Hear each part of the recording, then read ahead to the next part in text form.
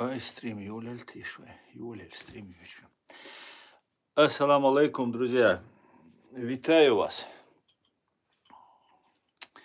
Стрим у нас идет, и я не знаю, он у нас включен.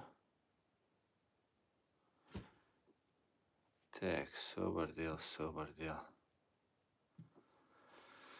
Проверки это. Так, чул, швайц, хустя.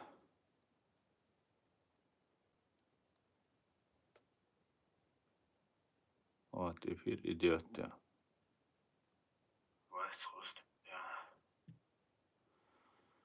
Так, все отлично, эфир идет. Сейчас, одну минутку. Сейчас мы начнем стрим в ТикТок. Просто у меня тут все это было не настроено. И очень сегодня жарко. Друзья, ассаламу алейкум. Витаю вас, друзья. Чат. Сегодня 13 мая на 2024 года. С вами снова я, Аслан Арцуев, на канале YouTube Reality и на канале в TikTok Аслан Арцуев. Друзья, я вас всех сердечно приветствую. Так, сегодняшний свой стрим я назвал «Иллюзия неоимперии», можно сказать, и недоимперии, или ядерная паранойя России. Давайте об этом поговорим, друзья. Давно мы не говорили. Так, друзья. Пишите ваши комментарии, ставьте лайки и распространяйте ссылку на наш стрим. Пусть больше людей узнает правду. Привет, Коптик, привет. Так, хейтеры на месте. Так, и свои тоже на месте. Аргун, Басинтин, алейкум ассалам. Свои тоже потихоньку заходят. Но самые мои ненаглядные, это, конечно, наши хейтеры, да, которые постоянно на месте. Да. Ассаламу алейкум, ассалам. Машоваль, давно тебя не было. Салам свободным людям, кроме рашистов. Алейкум ассалам, чеченский сионист, Машоваль. Так, друзья, с вас с понедельника. 14 лет, рост 172, нормально, говорит? Так, ты русофоб, говорит Коптик. Нет, абсолютно нет. Ну, смотри, во-первых, русофоб пишется вместе. Во-вторых, фоб – это страх. У меня нет страха перед русскими, понимаешь? Если даже меня и называть каким-то фобом, то точно не русофобом. В принципе, я неоднократно говорил, что к русским я отношусь абсолютно так же, как отношусь ко всем другим народам. Несмотря на то, что русская нация, русский народ совершил геноцид над моим народом. Но я знаю, так как я хорошо знаю русских, я знаю, что среди них есть порядочные, достойные люди, которых я уважаю так же, как уважаю все народы на этой земле. Если же я считаю, что ваша фашистская идеология Лубянки, Кремля, которой заразилось большинство российского населения, для себя проблемой, для себя угрозой, то это, наверное, не во мне вина, это вина в этой идеологии, в этом русизме, который вы навязываете. Вы этого не замечаете. Но, скорее всего, вам объяснят. Так, Машволь, демократ. Дейлер Салам Маршал. Друзья, день добрый, о чем стрим. Сегодняшний свой стрим я назвал «Иллюзия неоимперии» или «Ядерная паранойя России». И давайте об этом поговорим, друзья, потому что я наблюдаю, вчера просто смотрел Соловьева и просто... Ну все, русские приняли решение, Лубянка, КГБ, ФСБ, приняли решение, на мой взгляд, просто применить ядерное оружие. Ну, возможно, по Украине, возможно, по странам НАТО, европейским странам. Я не знаю, но то, что они накручивают из самих себя и внутри свою вот эту фашистскую Россию, это очевидно уже, это уже скрывать, в принципе, отрицать это невозможно. Даже, может быть, вот они говорят, мы направим там полетное задание на Вашингтон, там третье, десятое. Даже, может быть, удар может быть нанесен и по Америке. Вот я пришел к этому выводу. Ну, давайте об этом и об остальном поговорим, друзья. Так, в смысле ядерка? Ведь можно уничтожить Землю. Да, совершенно верно. Именно, ну, знаете, у КГБ, у ФСБ есть такой принцип, ну, это они же дворовые пацаны. У них принцип «держите меня семеро и бейте своих, чтобы чужие боялись».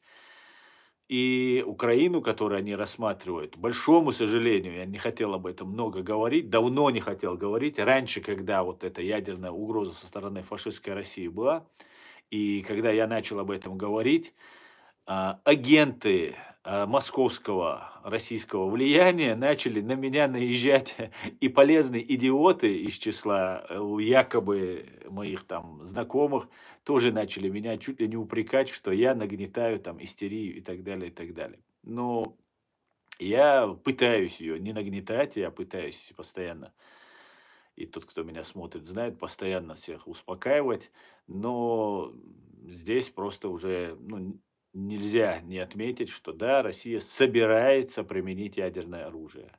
И, знаете, применит она по Украине, допустим, от этого никому легче не станет. Получит ли она обратный удар или применит она по Америке. И вот нужно ввести в шок. Они не знают, как справиться с ситуацией, которая сложилась у них вокруг, вот их понты, что да. Ну, давайте, это целая история, которую нужно с самого начала ее нужно обсуждать и рассказывать. Давайте я постараюсь сформулировать. У меня есть небольшие наброски, я писал на эту тему, но я бы хотел бы представить картину, как я ее вижу. Постараюсь вот это все, вот, чтобы она у меня не уходила в разные стороны, постараюсь как-то скомпоновать. И тот, кто меня давно смотрит, в принципе, понимает, о чем я говорю. Может, новичку это будет немножко сложнее усвоить, но, ну, в принципе, понимает. Дело в том, что после развала Советского, давайте еще раньше, к началу развала Советского Союза вернемся. Дело в том, что американские спецслужбы очень сильно противостояли к российским советским спецслужбам, в частности КГБ. И вот недавно смотрел швейцарского журналиста, ну или там какого-то комментатора, которого переводят некоторые пропагандисты русскоязычные, проживающие здесь в Германии, может быть, даже граждане Германии.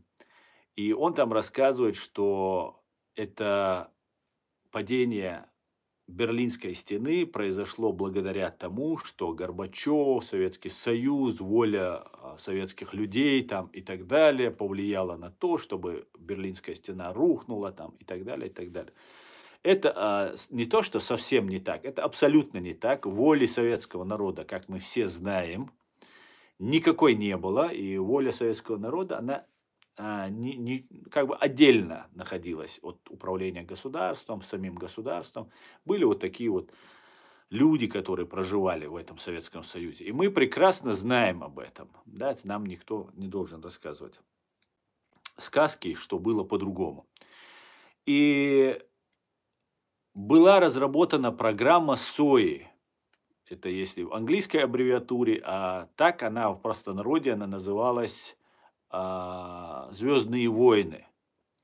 Система была придумана, это было вымышлено американцами, американскими спецслужбами, эта программа. И эта программа «Звездные войны» СОИ, она послужила тому, что Советский Союз потерпел поражение.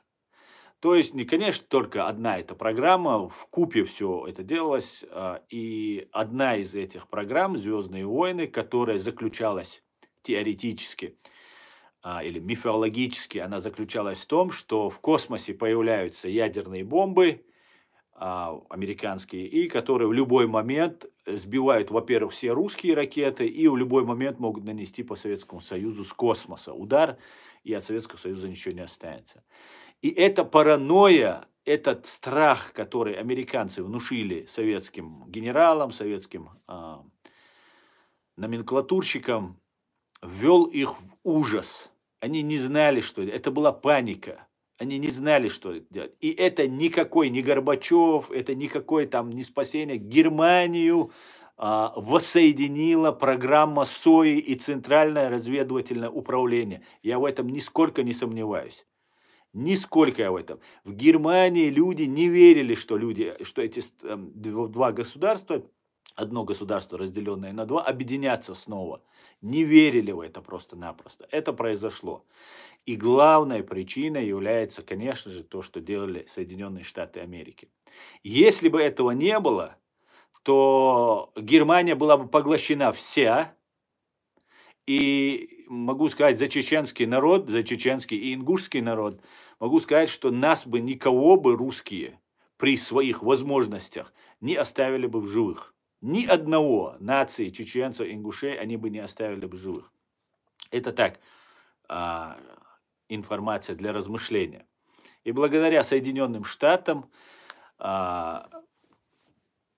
развалилась Советская империя, и сохранились многие народы. Хотя, конечно же, Соединенные Штаты Америки совершили ошибку в отношении чеченского народа. Это факт. Это единственная ошибка, на мой взгляд, которая есть у Соединенных Штатов. Ну, возвращаемся к событиям, которые происходили во время развала Советского Союза. Дело в том, что Ельцин приехал в Америку, прилетел, точнее, приехать с России туда невозможно, прилетел в Америку, и я не помню, где это было, в Сенате, по-моему. И он поднял руки и сказал, что «Господи, благослови Америку». С тех самых пор фактически Россия присягнула в лице ее верховной власти, присягнула на верность Соединенным Штатам Америки. Затем это был обман, конечно же, это был обман. Они были вынуждены развалить сами Советский Союз под давлением, которое оказали на них западные, в первую очередь, американские и английские спецслужбы. Они вынуждены были развалить Советский Союз, так как их колхозная экономика не конкурировала. И война, конкуренция наций – это все деньги. Все высчитывается элементарно денег. Если у вас нет денег, то вы не конкурент. Вы не нация конкурент. Чем больше у вас денег, тем больше вы нация конкурент. Вот такое вот правило в жизни сложилось. И в итоге колхозная экономика перестала существовать, и Россия отдала ядерное оружие, часть под контроль отдала ядерное оружие американцев, как нам рассказывал Путин. На ядерных объектах стоял стол, за ним сидел американец, у которого на столе стоял флажок с американским флагом. И таким вот образом, ну, если верить Путину, конечно, и таким вот образом фактически химическое, биологическое, бактериологическое, ядерное оружие Советского Союза было взято под контроль Соединенных Штатов Америки. Ну, по крайней мере, так считалось. На мой взгляд, политика в отношении фашистской России, не могу ее никак научиться называть демократической,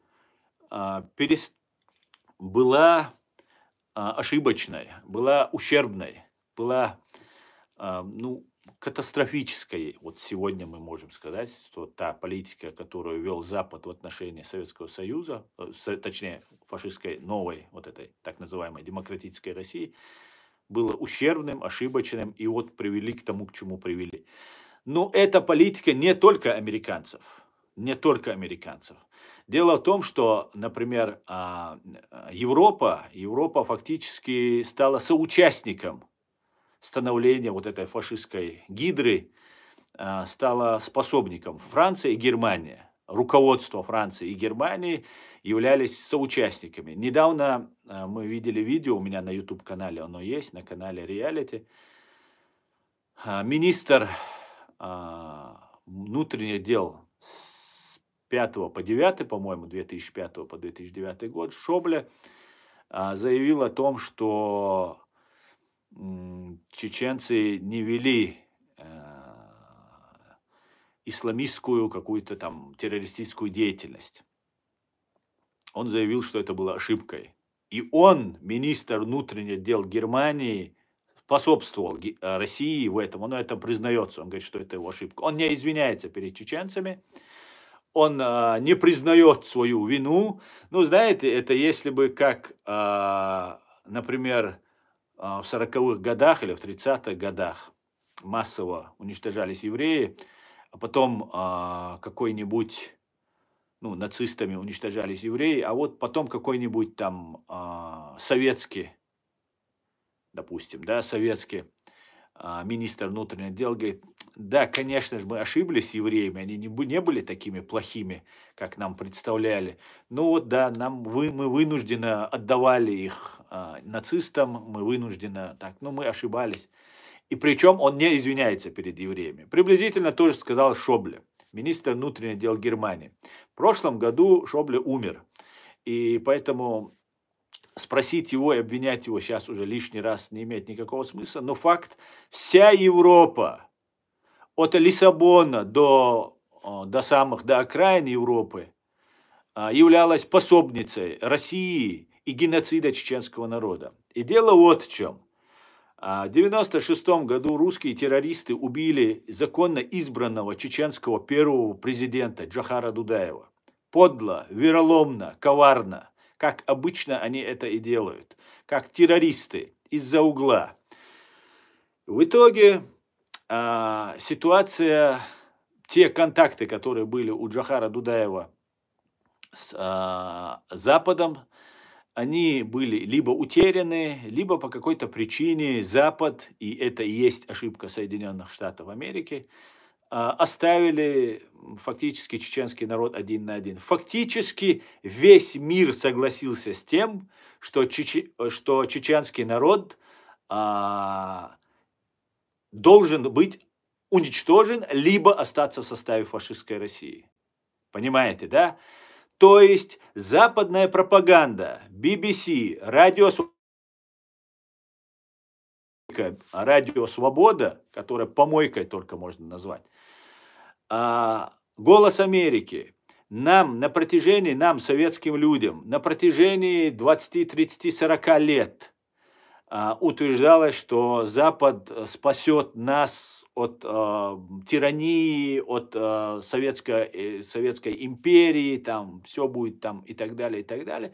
Но в итоге, когда Советский Союз развалился, и от Советского Союза можно было получить нефть, газ, хорошие контракты, все вот эти установки, которые нам давала тогдашняя уважаемая Радио Свобода, BBC, Голос Америки, куда-то исчезли. По какому-то странному стечению обстоятельств все обещания Запада, все обещания Голоса Америки, Радио Свободы, BBC куда-то исчезли. Остались только лишь слова.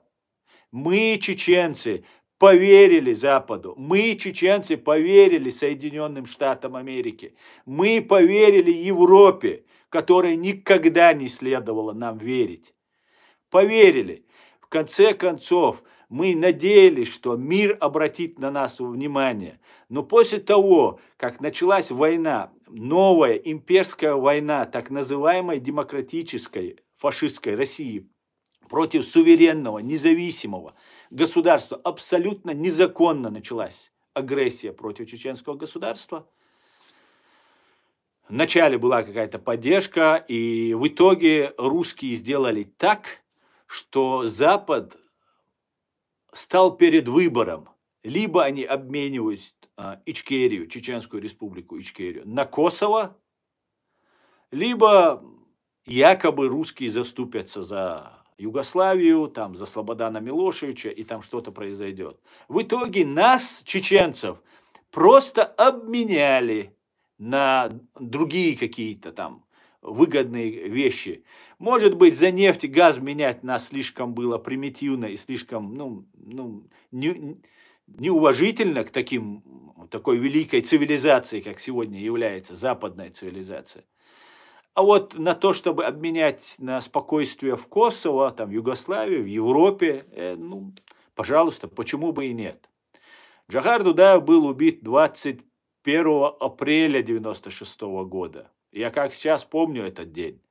Я ехал в такси в Санкт-Петербурге, я учился тогда на юридическом факультете на Васильевском острове. Я ехал через Тучков мост с Дворцовой набережной, и в этот момент по радио я услышал это сообщение. Ну, сказать, что мир закончился, но ничего не сказать.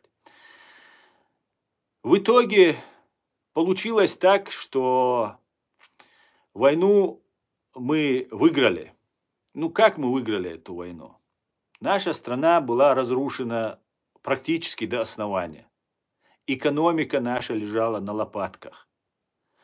Мы потеряли около 120 тысяч от миллионной нации, 120 тысяч в Первой русско-чеченской войне наших граждан. В 3 раза можно умножать эту цифру на раненых. И в этой ситуации погиб Джохар. Всю агентуру, которую вокруг себя, вокруг Джохара успела организоваться, российская агентура, он ее уволил до того, как погиб, буквально за несколько недель, или даже недель, по-моему, я так слышал эту информацию. Но после его смерти они все снова появились, сказали, что мы вот там на задании были и так далее, и так далее. И все началось сначала. Но ситуация приобрела для чеченцев критический момент. Самое страшное в этом не то, что даже сейчас я вам расскажу и произошло, а то, что чеченцам об этом не сказали. Чеченцы до сих пор пребывают в иллюзии, в обмане, что Запад поддерживает, что они ведут справедливую борьбу и так далее, и так далее.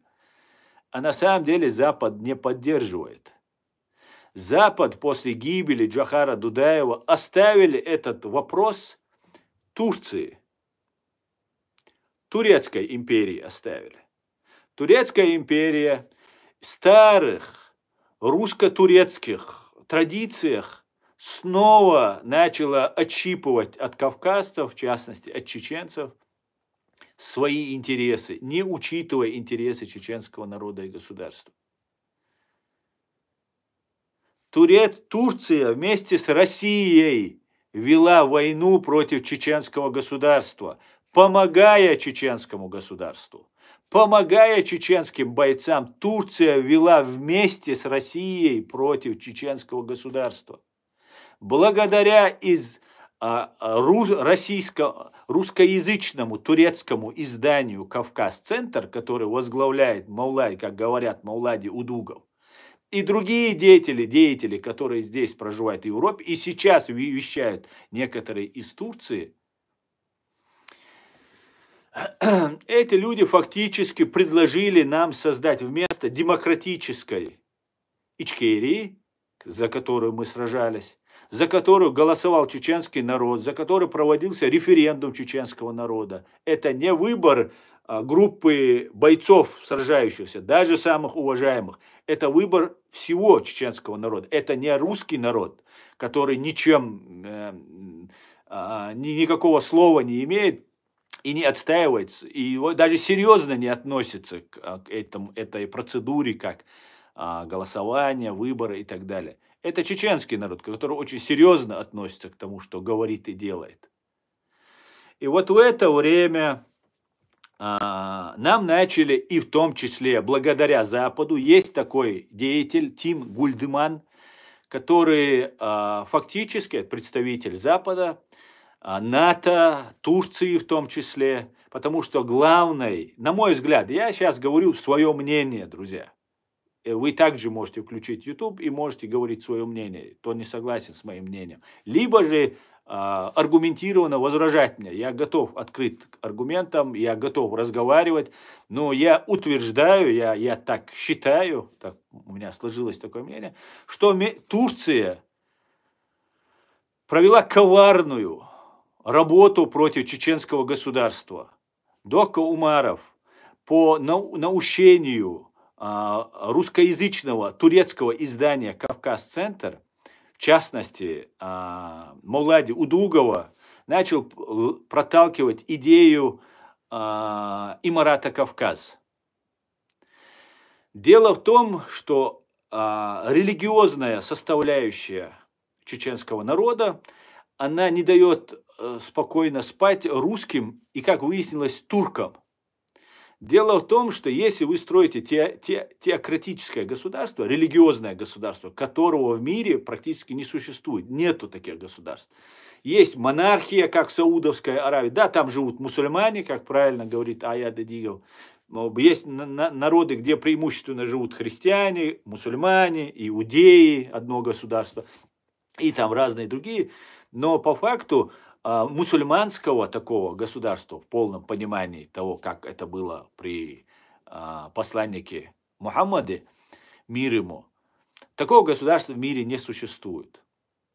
Если вы, как нация, например, это могут быть чеченцы, это могут быть там армяне или грузины, кто угодно, если вы не способны построить современное демократическое государство, которое будет взаимодействовать с другими государствами на этой земле, то вы еще не сформировавшаяся нация, вы не нация, вы, может быть, народ или даже народность, но вы не нация, которая имеет право иметь свое государство, то есть вы не доросли.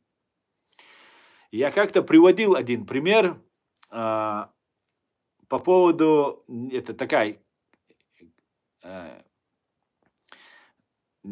чувствительная, такая для чеченцев неудобная тема, скажем так, но я должен это сказать, так как я когда-то проводил по этому поводу там небольшое расследование, и выяснилось так, что, я извиняюсь за пикантности, которые я буду говорить, но дело в том, что жениться, там, выйти замуж за собаку, понимаете, да, о чем я говорю? Вот это считается, если вот есть массово там, за коров, за собак, за бычков замуж выходят, за баранов, то эта нация, она еще не развилась. Да, бывает отклонение, это психологическое отклонение, жениться, выходить замуж за собаку, за животное, но они имеют место, эти отклонения. И если в народе, в нации, народности, если вот этих отклонений очень много считается, что эта нация еще недоразвита. Извиняюсь, конечно, но считается, что они еще недоразвиты. Так вот, первое место по запросам в интернете на эти темы, разные такие сайты есть, занимает Москва на территории Российской Федерации.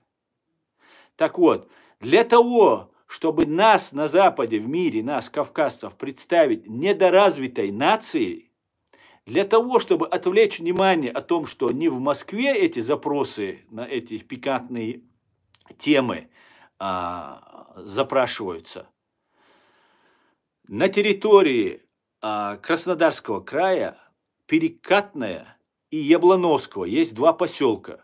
Там есть фабрика троллей. Вот в этой фабрике троллей есть, были запросы массово, что кавказцы набирают в интернете, именно с Кавказа это должно происходить, жениться, я говорю, это сожительствовать с животными. Понимаете? Тема, на которую в Перекатном проживает 800 человек, в Яблоновском или я путаю, это там 1800 или 400 и там 1200 человек, вот такое количество людей. Запросов на данную тему в Google Trend вы можете это спокойно обнаружить. Это делается при помощи статистической вот этой программы Google Trend. Откуда идут запросы? Это очень легко проверяется. И вот таким вот образом кавказцы представлялись вот с такими отклонениями. Еще раз, это не небольшая Москва, где занимает первое место по этим запросам, а маленький Кавказ или маленький Дагестан, маленькая Чеченская республика.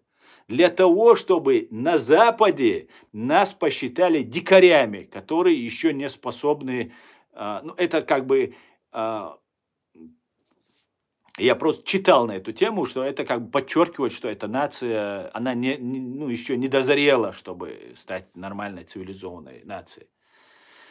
Таким образом, представляя нас любителями животных, в плохом смысле этого слова, представляя нас строителями, дикарями, которые там строят государство, халифат, которого не существует. Турки, которые призывают нас строить, они нам постоянно помогают, направляют нас, они нам подсказывают, понимаете?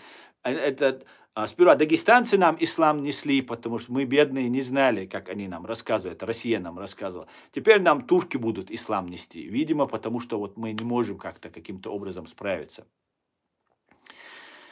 И ситуация вот как развивается. Дело в том, что после гибели Джохара Дудаева у нас в Чеченской республике Ичкерия люди, которые аффилированы с турецкими спецслужбами и с российскими спецслужбами, они начали выдавливать, дискредитировать или по каким-то другим причинам погибать начали, садиться в тюрьмы начали люди, которые не связаны с турецкой или с российской спецслужбой. Вот каким-то странным образом. Понятно, если с российской не связано, да, это Россия, она убивает и так далее. Но по каким-то образом с Турцией везло. Дело до того дошло, что сперва Докко Умаров объявляет Имарат Кавказ по наущению Маулади Удугова, то есть из Турции.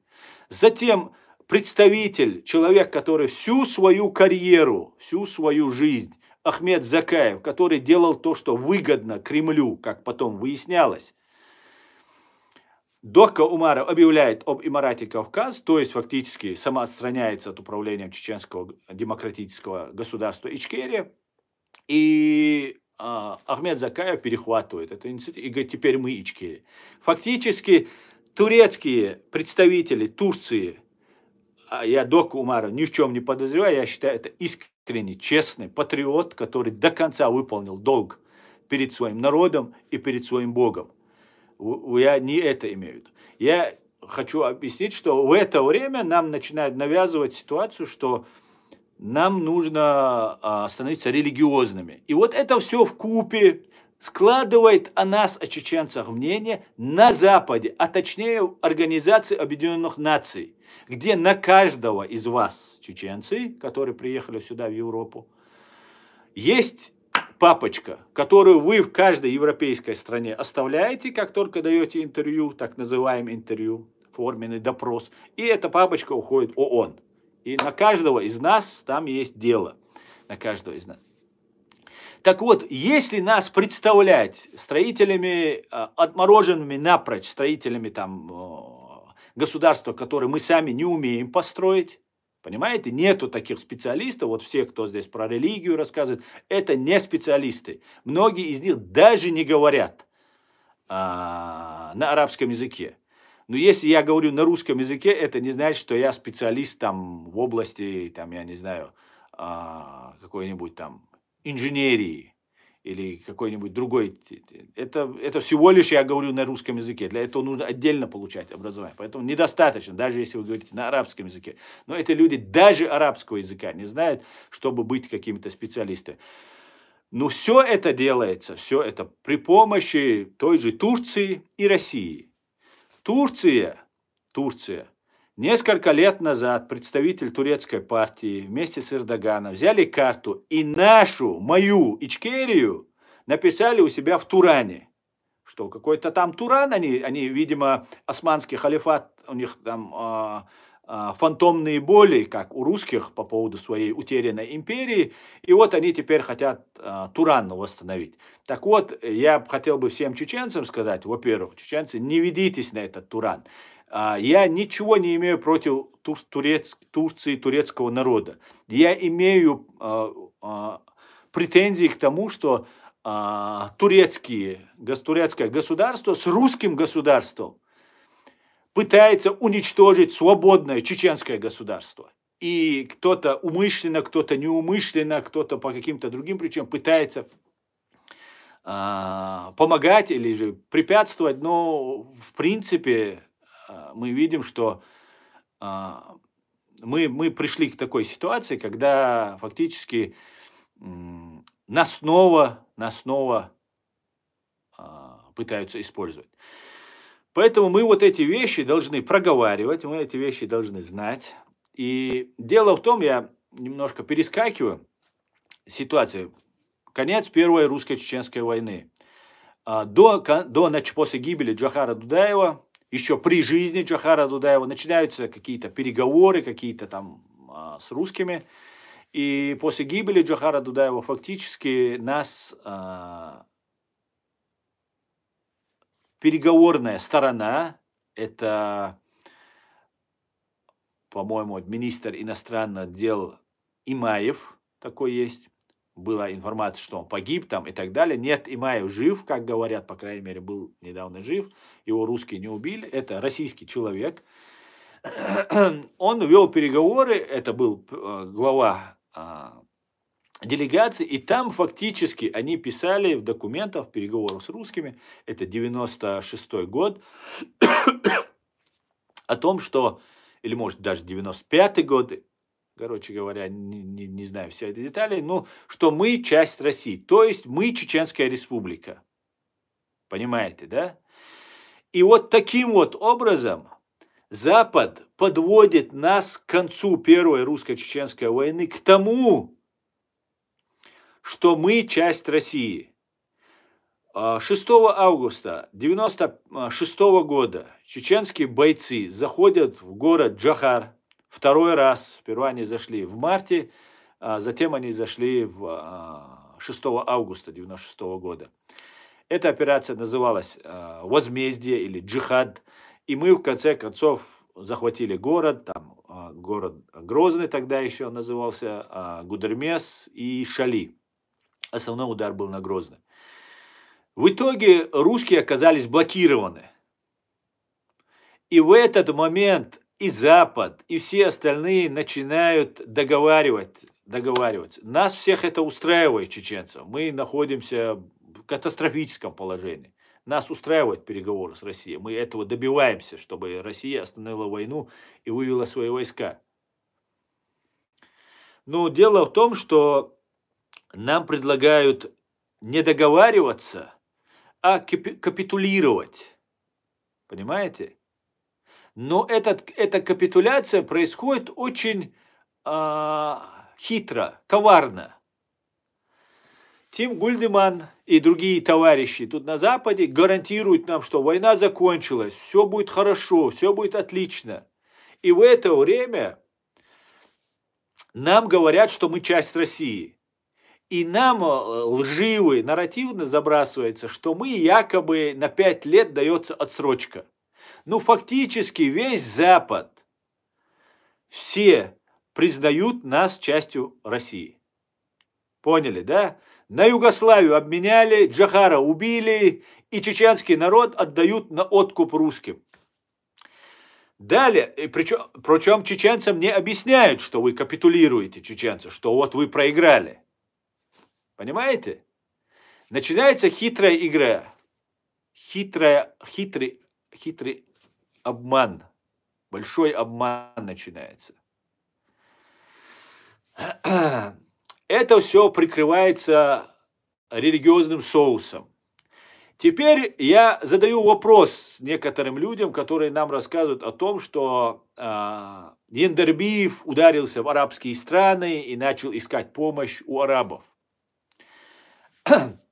А что же, скажите мне, делать человеку, которого предали, которого кинули? Что ему делать?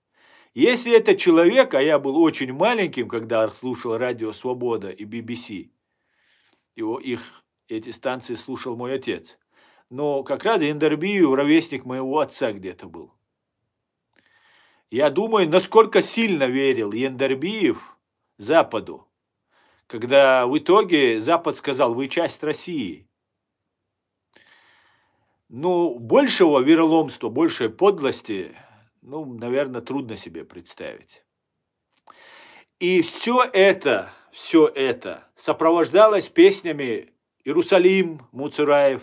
Почему Тимур Муцураев сейчас живет спокойно во временно оккупированной Чеченской Республики Ичкерия? Просто ответьте мне на один вопрос. Почему люди за меньшее пропадают без вести, а он живет и амнистировался, наверное, все как положено, но человек был таким знаменем. Человек, который пел песни, у нас был имам Алим Султанов, его убили, других убили. Почему? Я не призываю, чтобы его убили. Это хорошо, что он жив. Это очень хорошо, что он выжил. Ну почему Турция и Россия всегда находят точки соприкосновения в антисемитизме? Объясните мне. Вот постоянно вот все, кто поддерживает сейчас Турцию, Кавказ-центр, это просто махровые антисемиты. Просто махровые антисемиты. И я понимаю, что в мире есть антисемиты, и ведется большая пропаганда среди мусульман Турции, как я теперь понимаю, и, конечно же, давным-давно Россией. Но мне трудно понять, так это, что нам, чеченцам, сделали евреи. Почему мы их должны ненавидеть лютой ненавистью? Объясните мне. Почему мы должны собрать 12 тысяч маджахедов и отправить их в Иерусалим? Почему эти 12 тысяч маджахедов нельзя отправить на Рязань, на Вологду, на Тверь, ну куда угодно? Почему нужно так далеко идти до Иерусалима? Это при том, что только что вот эта Рязань и Тверь с лица земли практически всю республику, всю нашу страну стерла. А я вам объясню, для чего. Нужна идея. Нужна идея, чтобы представить чеченцев недоразвитыми, что их бомбит Москва, а они идут воевать против Иерусалима. И это все подхватывается. И не важно, какой смысл в этом. Для чеченцев, что еврей, а если ему объясняют, что евреи это Березовский, Ходорковский, ну сколько там этих евреев, которые несли кровь вместе с русскими и зло, и разрушение чеченцев. Ну, так же, как Кадыров там и так далее. Ну, и очень легко простому чеченцу сказать, смотри, видишь, а русские это еще с советских времен очень хорошо у них умеют. Вперед армяна поставить, чечена, еврея, кого-нибудь другого поставить, чтобы они так со стороночки оказались. Еще об этом профессор Абдурахман Автарханов пишет, что русских хвалить русские не имели права. Это должны были делать кавказцы. Потому что кавказцы там чувство собственного достоинства и так далее. И они еще восхваляют русских. Обычно это делал Шеварнадзе, Алиев там на самом верху в советское время. Вот такого вот плана была ситуация. Фактически Америка после гибели Джохара Дудаева, Запад передали, вероятно, имея у Турции большую агентуру внутри Кавказа и в частности Чеченской Республики Ичкерия. И это объясняется тем, что внутри чеченского общества живут тюркоязычные народы, которых чеченцы добродушно приняли, либо когда чеченцев сослали со своей страны под видом депортации, пытались всех чеченцев уничтожить, заселили на территорию чеченского народа, на чеченского государства, чеченскую землю тюркоязычные народы. И из-за этого у Турции есть агентура, на мой взгляд. Да, там есть чеченцы, которые помогают этой Турции. Тот же Дока Умаров, чистокровнейший чеченец, и преследовал только лишь интересы чеченского народа и государства. До конца прошел свой путь, умер, но в итоге выяснилось, что Имарат Кавказа нанес и репутационно вред, что нас представили какими-то там дикарями и так далее. Ну и сейчас фактически пока, это совместное уничтожение нашего государства, выбора чеченского народа. Съезд 90-го года чеченского народа, выборы президента, парламент, принятие конституции. Это попытка нивелировать это все. Слава богу, это не удалось. И не удастся, ни Турции не удастся, ни русским не удастся, ни Европе, никому это не удастся сделать. Потому что чеченцы знают, что им нужно и куда идти. И даже если будет какая-то ложь, которая в огромном просто массиве на нас выливается. Мы всегда, даже если будем немного обмануты, всегда разберемся. И чтобы нас не обманывали, у нас должен быть аналитический центр, который будет делать большую работу в этом смысле, чтобы предупреждать народ. Но у нас этим не занимается никто. Есть громкими названиями, есть третий, десятый, но все занимаются полной профанацией. Ну, или же работают за деньги на Запад, на ООН, на еще что-то. Ну, чеченцам пользы я мало вижу от этого, то, что здесь происходит. Вот такая вот ситуация. Это большая тема, наверное, писать, наверное, книги, труды об этом нужно будет писать на эту тему. Но я постараюсь сегодня вот, донести вам позицию, как я это вижу, как я это фиксирую для себя. В итоге вокруг Аслана Масхадова, президента, избранного после Первой русско-чеченской войны, на которого Россия делала ставку, она поддерживала Масхадова, она не говорила прямо голосуйте за Масхадова, но всячески подчеркивала, что Масхадов это тот человек, за которого можно голосовать. Фактически вокруг, во власти чеченского народа и государства оказались люди, представленные турецкой стороной и российской.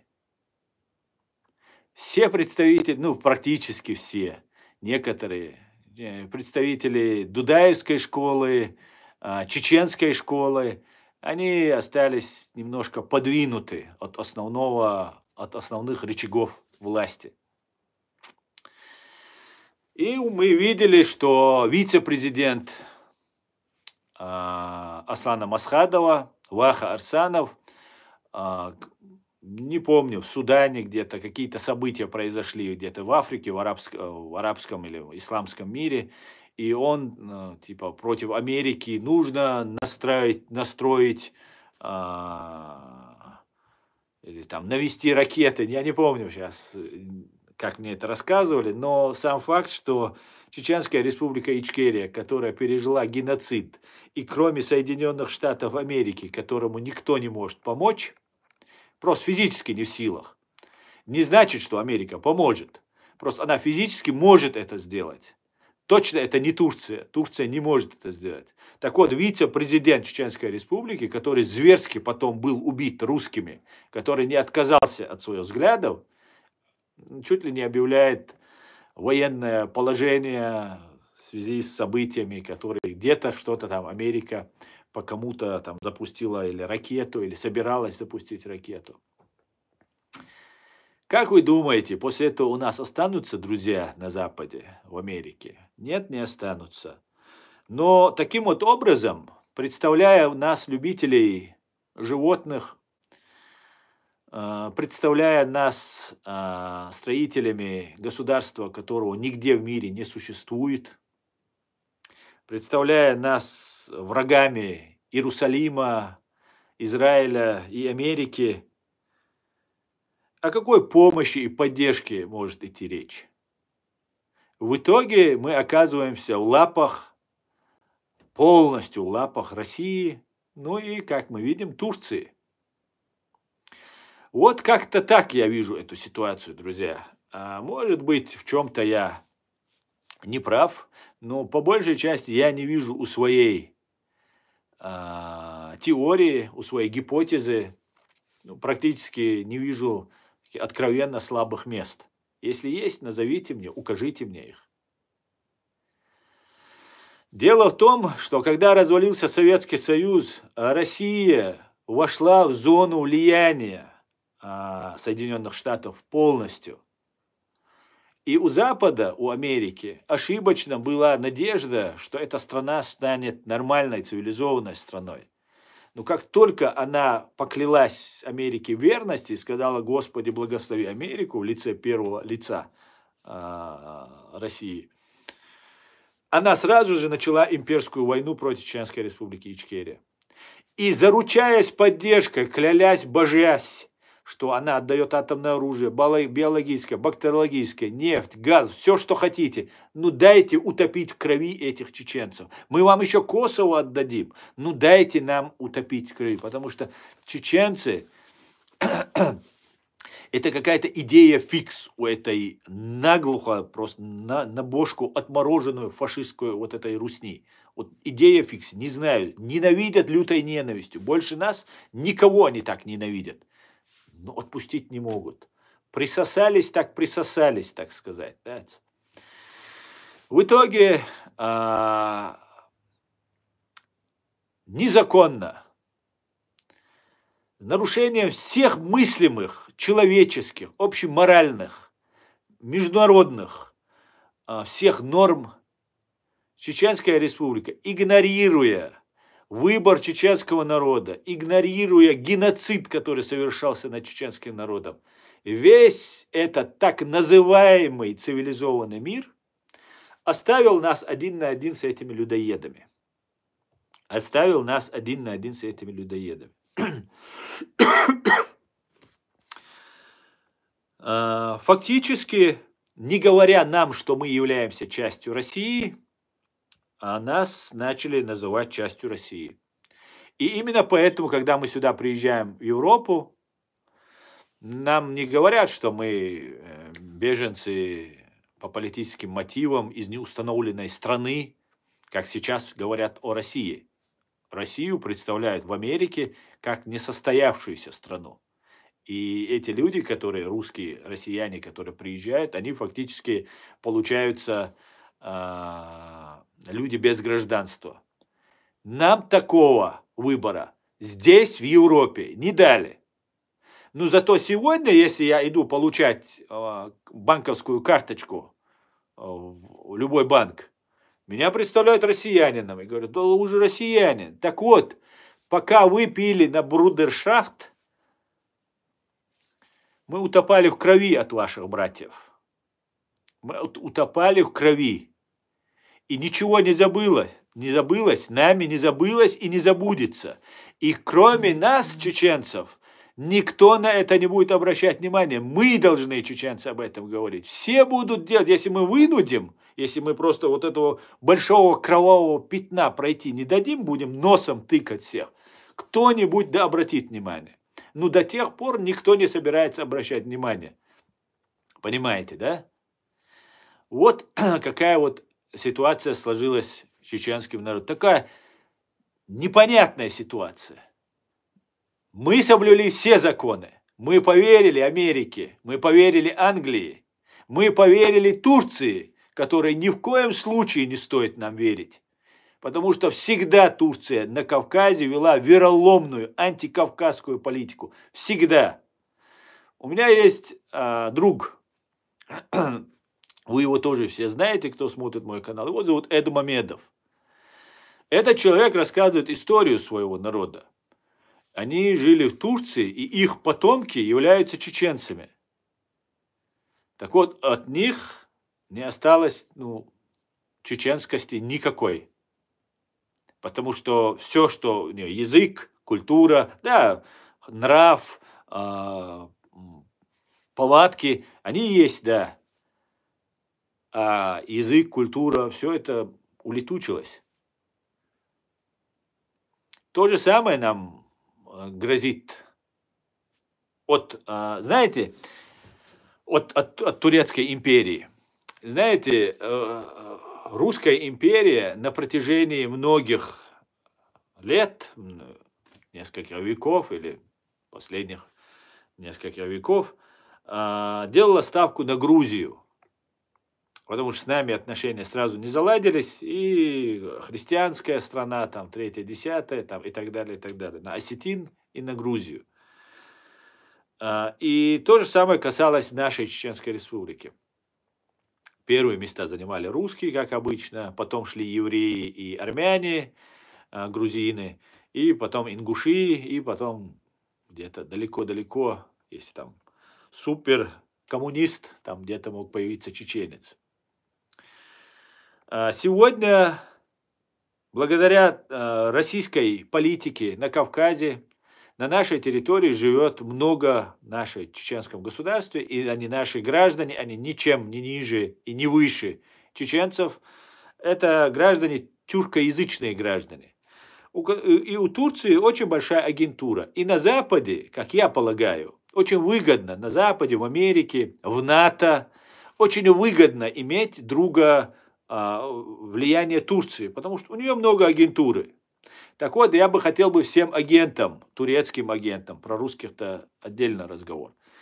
Если вы не враги чеченского народа и государства, пожалуйста, ситуация меняется, мы все понимаем, что происходило, происходит, и поэтому, пожалуйста, шаш оман уайлейш, шаш нохчи идеяцаха, so нохчи оман юк шаш ина долж, нохчи муатхуш нама дуйшу, шаш оман уайляраш, нохчи оман уайляраш, то что мостри идеяцар, то ру холядар, то ин Турци кара шун ла ари, шуцу болгадари, то дагадат шун.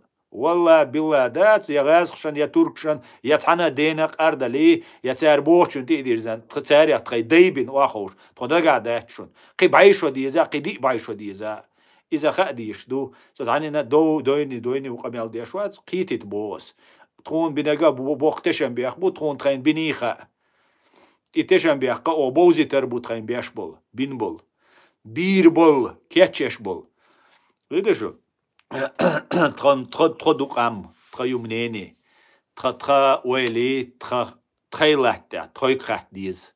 Шо тидах кандала, шо тидах кандец, а шо ночи дала, шо ромки дала, сум беда дец.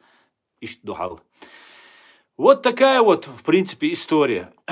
И сейчас, когда весь мир перессорился с фашистской Россией, когда Россия уже не скрывает своего лица открыто, нужно решать чеченский вопрос.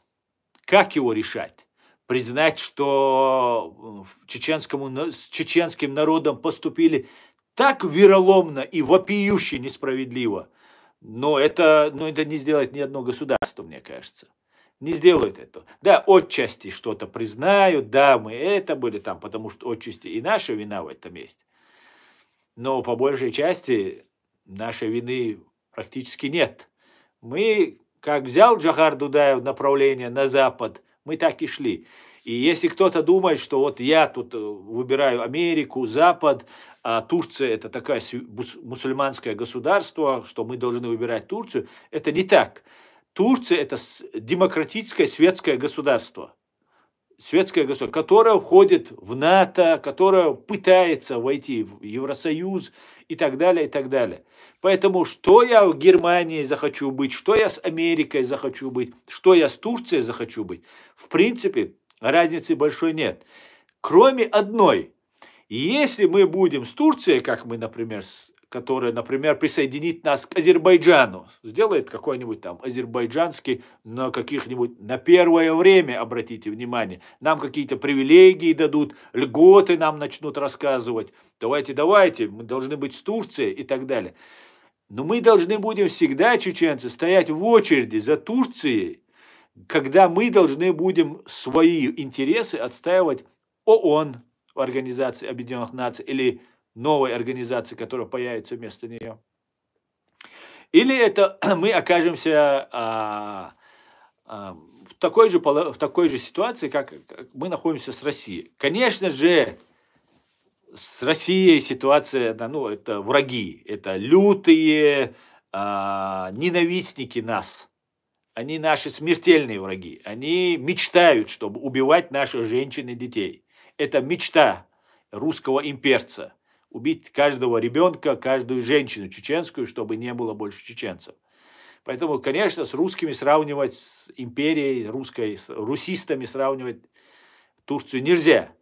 Но, по крайней мере, это ненависть русских к нам, которая всегда и всюду подчеркивалась.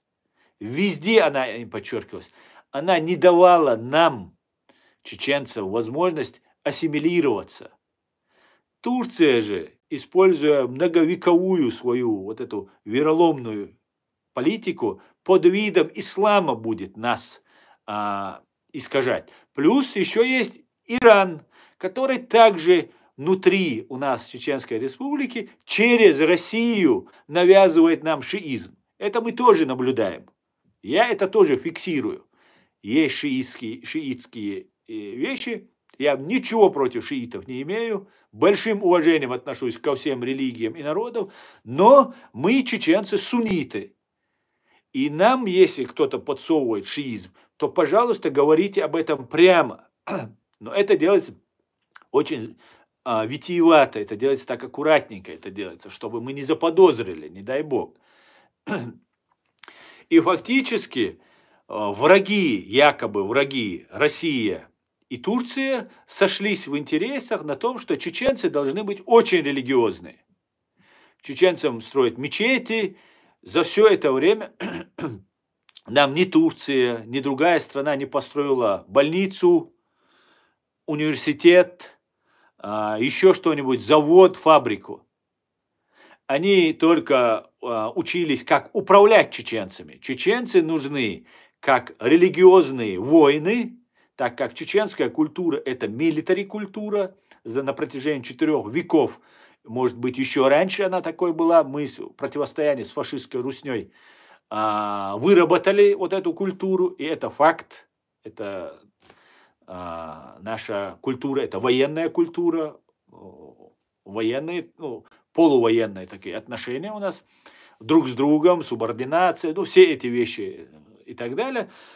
И если в наш мозг заложить программу, что вот мы должны воевать там до судного дня и так далее, то для Турции, для кого-то еще это очень будет удобно нас забрасывать на разные имперские войны. Причем при этом мы, может быть, будем в качестве такой Палестины, которая будет постоянно вонять и ни себе, ни людям не давать жить. Но все цивилизованные страны объединены в Организацию Объединенных Наций. И в этой Организации Объединенных Наций нам, чеченцам, мы должны иметь свое место, и мы не должны стоять в очереди за Турцией, чтобы, например, добиться каких-то там полезных вещей для своего народа. В ООН через Турцию. Нам этого не нужно. Мы самодостаточная, абсолютно древнейшая, очень способная нация, которая должна ориентироваться на США и на Запад. И это единственный, самый выгодный, самый перспективный путь развития, который может принести благоденствие, благополучие, успех, образование, медицину и все остальное и безопасность, самое главное для чеченского народа. Как-то так, друзья. Давайте, я надеюсь, если у вас есть вопросы, где-то есть какие-то противоречия, на ваш взгляд, в том, что я говорю, давайте обсудим это. Давайте поговорим. Нас сейчас смотрит 2127 человек в YouTube. Пожалуйста, наш канал на территории фашистской России запрещен. Поэтому я вас прошу, распространяйте ссылку на наш стрим.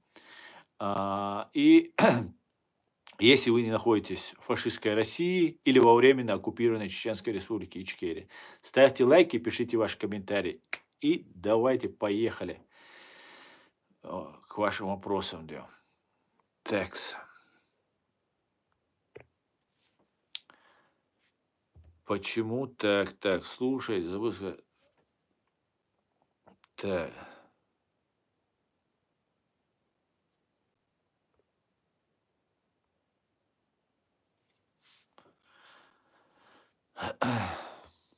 Американцам наплевать на нас. Монако 95. Монтрелер, или как у тебя тут написано, ник не могу разглядеть. Короче, всем на всех наплевать. Каждый преследует свои национальные интересы. Есть правила в этом мире. И мы должны изучить эти правила, мы должны смотреть, что нам нужно, а не делать так, чтобы какие-то там страны нами управляли. Мы сами должны стать субъектом. Субъектными мы должны стать. Ва алейкум ассалам, Леонид. Так.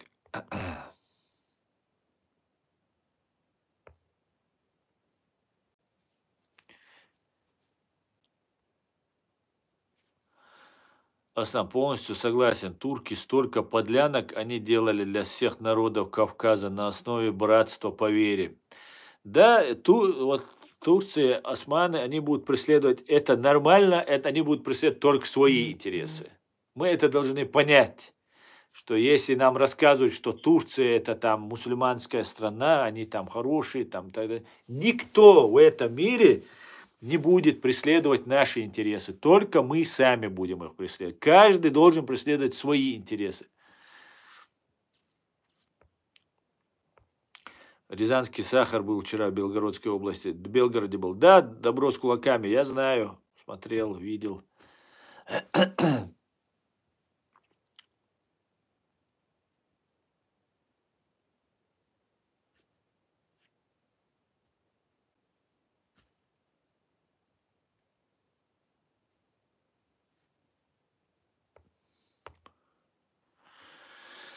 Аслан, Запад нас давно отдал России на откуп. В 92 году были убиты братья-чеченцы, которые в Англии, Дудаев по политической миссии. Их убили 2 чекиста. Англичане назвали братьев мафиози и чернили их. СЦ Машуэлю. Да, я помню, братья, забыл фамилию. Да, их убил чекист в гостинице.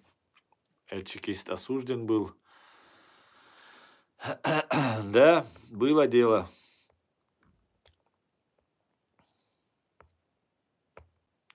Так.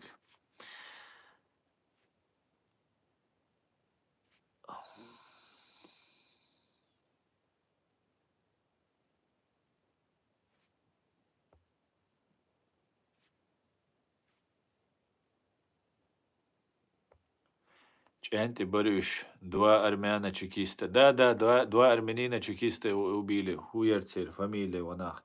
Я здесь халдается сун. Маттаю из фамилия штык. Да говорят, я просто читал тогда англоязычную прессу. Ясно.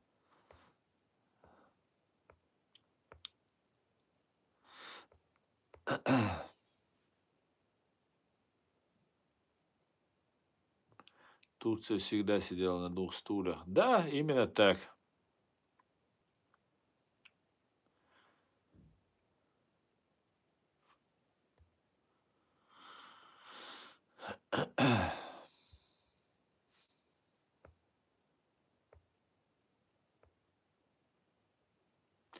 Что вы считаете ядерной паранойей? Да, Юрий, спасибо, что вы мне напомнили. Да, это очень...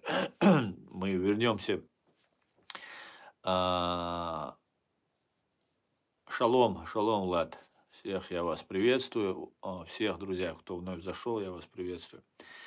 Дело в том, что паранойя ядерная фашистской России, ядерная паранойя России, она заключается в следующем. Россия вначале угрожала всему миру, если вы помните, мы знаем, что независимого ничего в России нет, и, конечно же, в первую очередь, еще с самого прихода КГБшников к власти, уже окончательно прихода к власти, там разгром НТВ, там более-менее такое независимое, оно не было, но более-менее говорящим хоть какую-то правду, канал НТВ и другие, они, конечно, все в первую очередь взяли под свой контроль.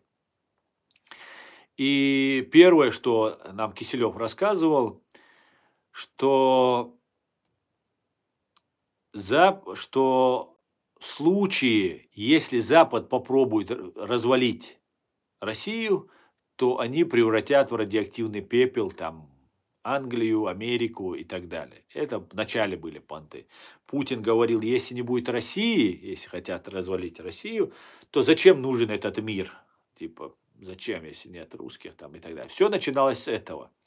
Теперь же уже эта паранойя, она имеет это свойство, вот это нагнетание, это истерии, оно в конце концов имеет обратный эффект. Вот они нагнетали так много эту обстановку, эту ситуацию. На Западе были этим, если честно, я так полагаю, вначале шокированы, что они просто не знали, как реагировать на то, что им говорят. Потому что они тут ее холили, лелеяли эту фашистскую русню, этого Путина во всех G7, G20, G там и так далее, везде только его не принимали. И в итоге он заявляет, а все знают, что телевидение полностью им контролируется, их КГБ. Они говорят, мы нанесем ядерный удар. Вот тебе здрасте, приехали, получается, в конце концов. И Запад не знал, я так полагаю, не знал, как себя вести, вырабатывал линию, как себе защищаться, начал защищаться, начали они какие-то там бомбоубежища готовить, какие-то вещи начали готовить, потому что это ненормально. И то, что Запад молчал, он игнорировал, абсолютно как бы говорил, что это так, не акцентировал на это внимание. В итоге вышло то, что русские сами еще больше испугались, накручивая вот эту ситуацию, что раз они молчат, значит это все ужасно. А на самом деле, мне кажется, Запад был просто не знал, как себя вести, как реагировать. И испугаться и бояться, ну, не к лицу Западу. Отвечать этим же, ну, Запад не сумасшедший. Запад, Америка, Европа, они эти блага накапливали не для того, чтобы за один день превратить все это в радиоактивный пепел. В итоге русские, понимая, что уже ничего не получается, тогда Запад просто начал вести свою работу в направлении Украины. Он начал ее финансировать, помогать.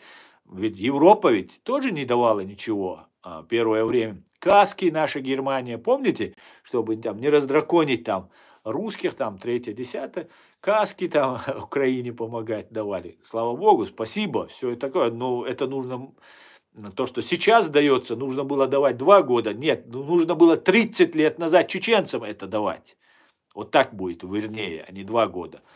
И в итоге мы пришли к ситуации, когда русские уже нагнетая вот эту ситуацию, пришли к тому, что они теперь говорят, Запад по нам хочет ударить. Сами они довели до такое состояние, что Запад, скажем так, ну, в хорошем смысле слова, по-нормальному испугался, и теперь они говорят, вот мы нанесем удар. И вот вчера я смотрел Соловьева, но они просто с ума сошли. То они ноют, фактически умоляют, что там не давайте F-15, что если вы дали F-15, раньше это был развал России, теперь если вы F-16, да, по-моему, F-16, то все это уже все красная черта, все это носитель ядерной бомбы, а значит на каком-нибудь Таурусе или там Атакамс на него эту ядерную бомбу или на другой самолет пристроить, именно на F-16 эту атомную бомбу, значит, надо пристроить, только тогда получится. Бред. Бред. И русские таким образом доводят вот эту ситуацию, вот КГБ доводит, свое вот это подконтрольное, которое, большому сожалению, поддерживает большинством Путина, вот эту КГБшную, вот эту свою власть, большому сожалению, которое не доведет ни до чего хорошего, до добра это однозначно не будет доведено. В конце концов, мы видим, что мир на грани ядерной катастрофы. В любой момент перешуганный Путин, когда увидит, что какие-нибудь там здесь в Европе или где-то в Украине какие-нибудь там новые вооружения, еще что-то, которые они, например, не смогут идентифицировать, скажут, о, все, атомная бомба, наносим удар. В любой момент уже до того доведена эта ситуация, что в любой момент русские могут применить ядерную бомбу. Да, конечно же, они сразу же получат обратно. Это тоже устраивает Путина. Смотря, конечно, какой будет удар. Потому что Путин будет прятаться там по бункерам, где-то там прятаться. Ну, большая Россия, там в тайге он там, Шойгу где-то ошивался, значит, уже там схроны свой себе, там место тоже подготовил, видимо. И в итоге будет хаос, который нужен Путину, потому что это единственная возможность террористическому учреждению постараться сохраниться. Это единственная возможность, это нанести ядерный удар по Украине, по Европе, по странам Балтии, еще куда-то. Поэтому вот иногда мне кажется, ну не настолько они сумасшедшие, чтобы они так себя вести, но когда я понимаю, что они взрывали свои дома в 99 году, откровенно своих же граждан, потом их с поличными поймали, помните, в Рязани с поличными были задержаны, и ничего, все это всех устроило. Русских я имею в виду. Остальные смотрят, ну, если русских устраивает, то всех устраивает. Как-то вот так уходит ситуация. Ответь на один вопрос. Путин Россию любит или нет? Я не знаю понятия, любит Россию или нет. Что это значит, любит он ее? Есть учреждение КГБ СССР. Оно находится и в Украине, и в Белоруссии, и в Грузии, и так далее, и так далее. Вот везде вот эти всплески мы видим, вот сейчас события в Грузии, это тоже номенклатура, агентура старой КГБшной школы, которой очень много было, и в Грузии, кстати говоря. И можно, ну, с определенной уверенностью сказать, что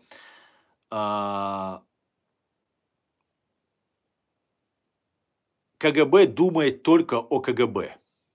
Только о себе они думают. Все, они неодворяне. Все остальное это либо агент потенциальный, либо уже действующий агент, либо враг.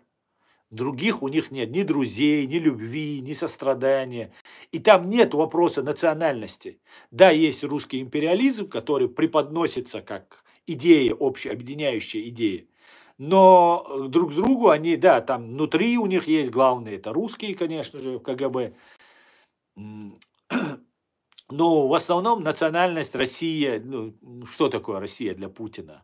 Если бы он любил бы Россию, ну, в вашем, если я правильно понимаю, в вашем вопросе, в интерпретации слова «любил», «люблю», то он взрывал бы, как вы думаете, своих граждан, чтобы обвинить в этом нас, чеченцев, а затем нас утопить в крови за это. Когда они с Путиным, с Патрушевым взрывали в 99-м, это только дома. Были автобусы, все. И везде, в 95% случаях, везде торчат длинные уши ГРУ или ФСБ. А ГРУ это миньоны. Раньше это какая-то независимая сила была в советское время, об этом еще Джохар Дудаев говорил. Теперь это абсолютно управляемые миньоны КГБ СССР. И самая большая проблема, вот там Украина борется там и так далее, самая большая проблема, что в Украине КГБ побеждает. Есть такой Севастьянов, знаете, главарь банды УФСБ Московской области был когда-то. Вот этот главарь банды УФСБ Московской области является зачинщиком, одним из исполнителей, точнее сказать, агрессии против чеченского государства 26 ноября, а видимо еще и ранее, и потом, и позже, является вот этот Севастьянов, который набрал Кантемировскую и Таманскую дивизию танкистов, посадил вот этих отпускников в Украине, поймут, о чем речь, и сверху посадили так называемую чеченскую оппозицию и пошли штурм на Грозный, тогда еще город Грозный, чтобы свергать Джохара Дудаева. И этот Севастьянов вместе с Киселевым на канале уже все, он вчера я буквально смотрел этих двух мудаков, извиняюсь, конечно, других слов не нашел. Севастьянов рассказывает, что он по визе в Европе находится. То есть санкционировано. Европа ему разрешила приехать КГБшнику, военному преступнику, убийцу чеченцев пригласили, ему разрешили. И здесь он находится по визе. То есть там в России его ждут. И он ругает, сидит Кремль, там рассказывает какие-то там вещи, что вот там, якобы про украинские вещи говорит. Тот человек, который начинал имперскую войну против чеченского народа, сейчас у Киселева сидит спокойно, рассказывает нам сказки. Невзоров, Киселев, Пономарев, Гудков, кто у вас там еще? Вот эти все люди, украинцы, если вы этого сейчас не осознаете, вы откажетесь в той же ситуации, в которой оказались чеченцы. Вас будут любить турки, украинцы, вас будут любить американцы, англичане, вас все будут любить. Просто у вас власти не будет, и вы ничем управлять не будете, если они с ними будут, с этой гибней договариваться. Потому что вот эта гибня, она более организована и более мотивирована. Понимаете? И вот что произошло с нами, с чеченцами. Вот что вы можете с вами произойти, украинцы. Вот вам война пришла, вот эта война пришла ведь не только с русской стороны, она внутри Украины зазывалась, эта война. Внутри Украины СБУ, КГБ УССР, будет точнее сказать, и их корни, которые там есть, они являются тем, кто вам привел эту войну. Убиты тысячи и тысячи украинцев. Вина тех, не только русских, которые пришли, но и тех, кто внутри Украины их зазывал. Понимаете? Вот о чем. И единственное, на чем сейчас держится Украина, это ее армия, на мой взгляд. И ее, по всей видимости, как самую большую угрозу, видимо, пытаются нейтрализовать. Друзья, в этом и заключается паранойя. Нас сейчас смотрит 3076 человек. Друзья, я призываю вас распространять ссылку на наш стрим, ставьте лайки, пишите ваши комментарии. Друзья, наш канал запрещен на территории фашистской России, поэтому вы знаете, что делать. Так, давайте дальше. Давайте будем читать ваши комментарии. Ох, сколько вы тут настрочили.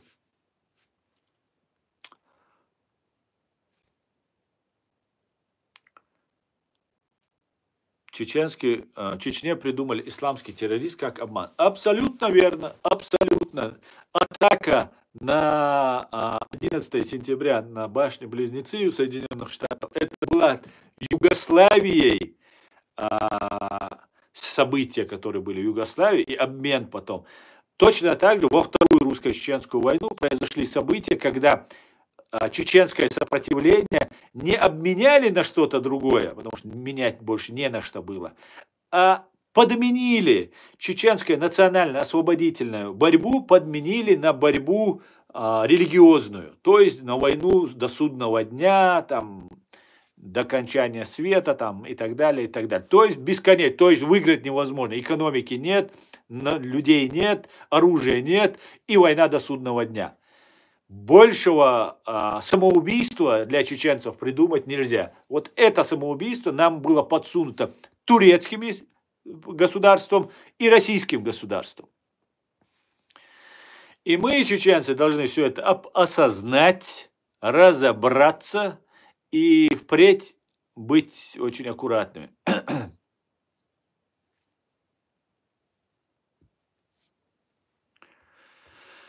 Так, давайте, друзья, я не успеваю ваши комментарии все просто даже читать, потому что вы думаете о Хиросиме и Нагасаки?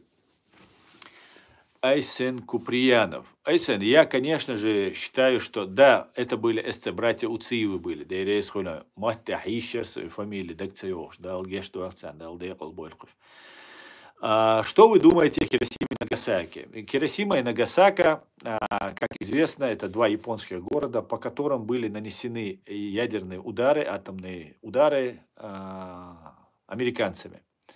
Первый удар был нанесен по Хиросиме, там погибло, если я не ошибаюсь, 75 тысяч, сразу же мгновенно 75 тысяч человек.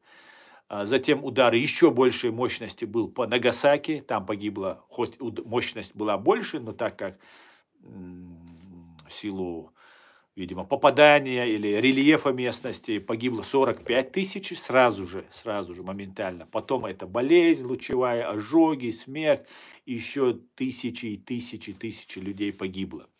Дело в том, что я считаю, что это была вынужденная мера, для того, чтобы не избежать еще больших потерь, Соединенные Штаты Америки, для того, чтобы в качестве акта устрашения они вынуждены были сбросить сперва на Хиросиму, после того, как японцы вероломно совершили удар по Пёрл-Харбор, и много было погибших американцев военных, и для того, чтобы каким-то вот образом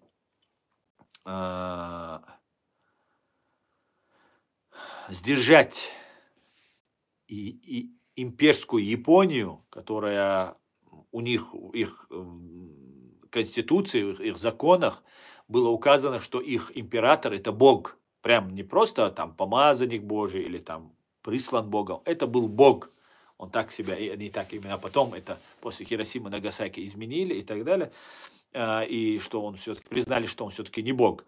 И американцы способствовали тому, чтобы один какой-то чувак, возомнивший себя богом, стал считать себя не богом. Вот уже плюс такой. Конечно, это большая ужасная трагедия. Это очень трагическое событие, конечно же, как и вся Вторая мировая война. Но да, вот было это событие, и я надеюсь, больше это не повторится. Ну, если, конечно, русские сами не нанесут удар, и тогда они получат ответку.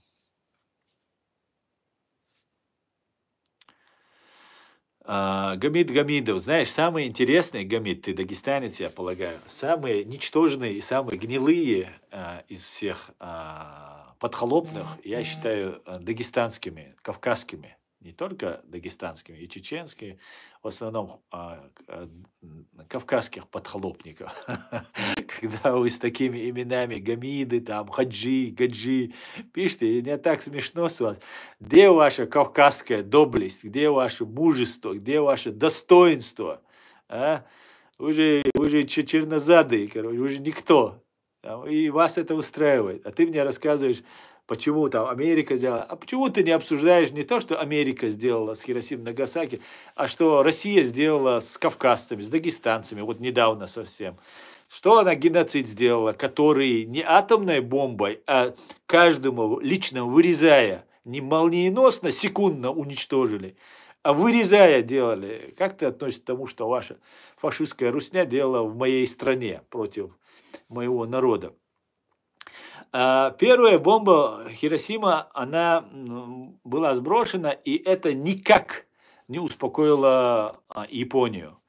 Второй удар тоже не успокоил. Потребовалось еще 2 недели, чтобы японцы признали это. Понимаешь? Еще 2 недели потребовалось. Именно поэтому был нанесен второй удар. Это так, для подхолопников информация даем, да?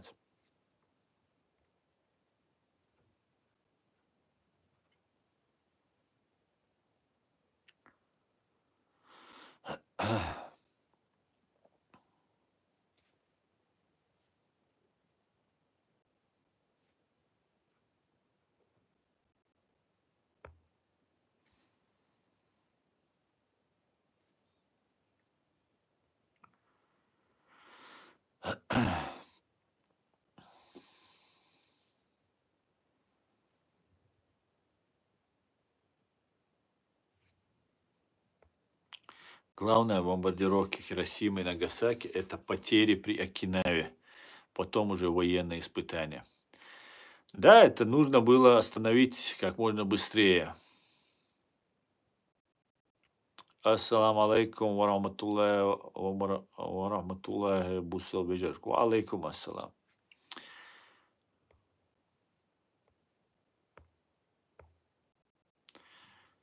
Так, друзья.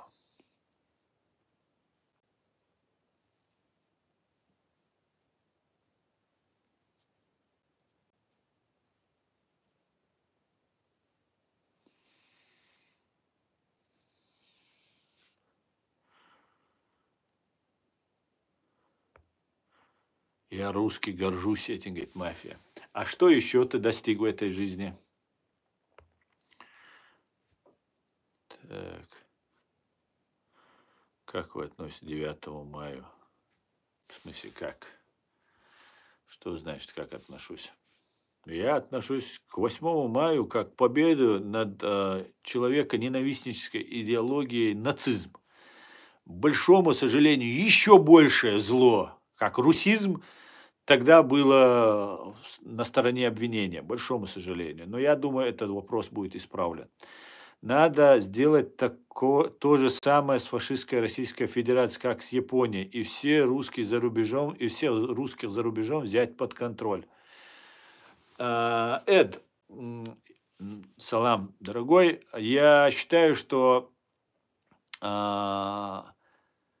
ту ситуацию, которую русские сделали над чеченцами в России, да и в мире везде, Я думаю, что эту ситуацию справедливо будет по отношению к русским, если установить.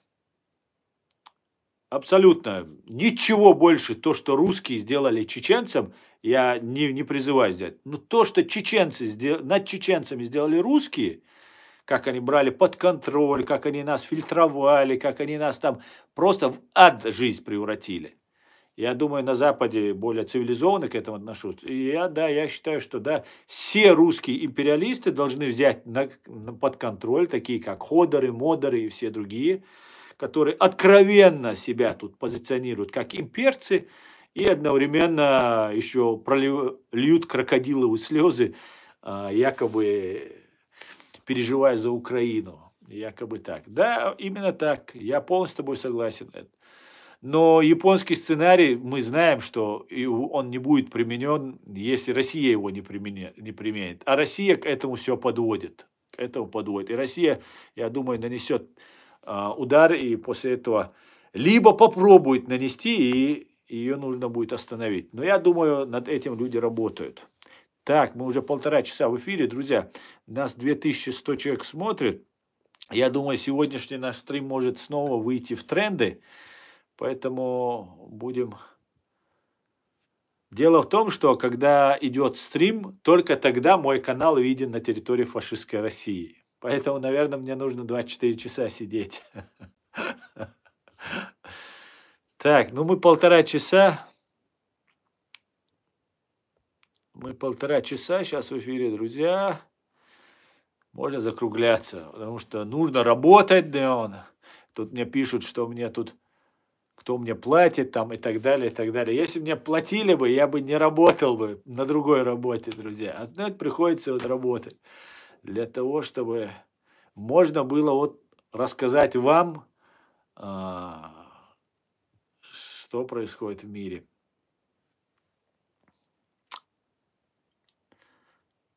Так.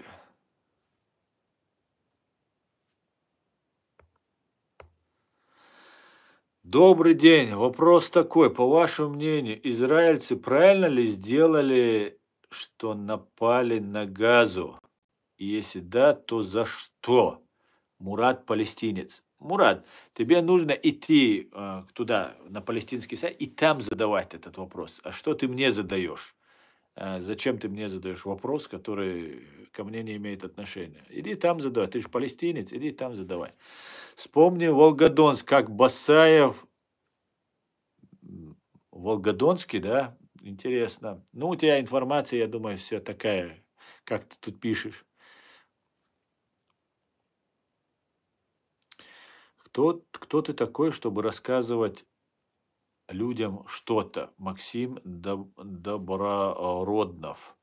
Я твой господин, Максим. Для тебя я господин. Можешь меня просто хозяином называть. Можно. Я тебе разрешаю, только тебе.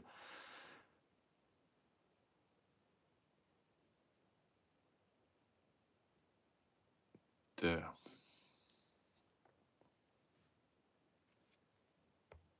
Про Россию тебе тоже должно быть без разницы. Почему это мне? Россия оккупировала мою страну. Извините, если арабский империализм где-то там, то русский империализм у нас на Кавказе. Поэтому меня интересует только арабский империализм. В первую очередь, конечно, меня все интересует, справедливость интересует. Но просто вот эти ваши провокационные вопросы мне уже надоели. Салам алейкум из Австрии. Ва алейкум ассалам, Руслан, Машуэль. Австрия, да. Дай знать, где ты. И вот здесь я, а давай я здесь.